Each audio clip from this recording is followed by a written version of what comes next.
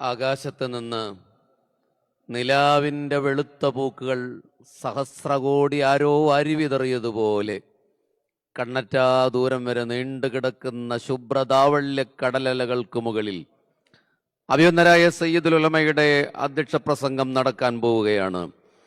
ബഹുമാനനായ കേരള സംസ്ഥാന മുഖ്യമന്ത്രിയുടെ സാന്നിധ്യത്തിൽ, പ്രതിപക്ഷ നേതാവിൻ്റെ സാന്നിധ്യത്തിൽ, ബഹുമാനരായ ഗൾഫ് പ്രതിനിധികളുടെ സാന്നിധ്യത്തിൽ ഇതാ സമസ്തയുടെ നയപ്രഖ്യാപന പ്രസംഗത്തിന് വേദിയൊരുങ്ങുകയാണ്. ഇതൊരു ചരിത്ര നിമിഷമാണ്.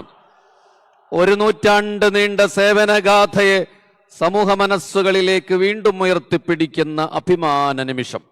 സമസ്ത കേരള ജമിയത്തുൽ ഉലമ ഒരു സംഘടനയുടെ പേരല്ല, വിശ്വാസത്തിൻ്റെയും വിജ്ഞാനത്തിൻ്റെയും സാമൂഹിക ഐക്യത്തിൻ്റെയും ആത്മാവാണ്.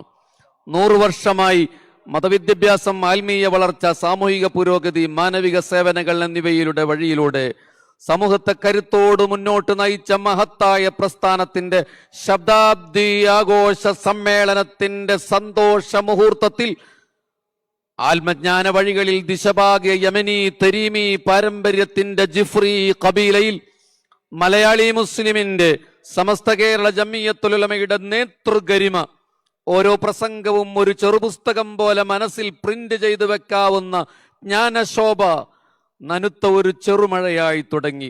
പിന്നെ ഏതാത്മാശയങ്ങളുടെ പെരുമഴയായി മാറുന്ന ആദർശ പ്രചോദിതമായ അധ്യക്ഷ പ്രസംഗമിത ഈ ജനസഹസ്രത്തിനു മുന്നിൽ മഹാനായ സയ്യിദുൽ ഉലമ സയ്യിദ് മുഹമ്മദ് ജിഫ്രി മുത്തുക്കോയ തങ്ങൾ നിർവഹിക്കുകയാണ്.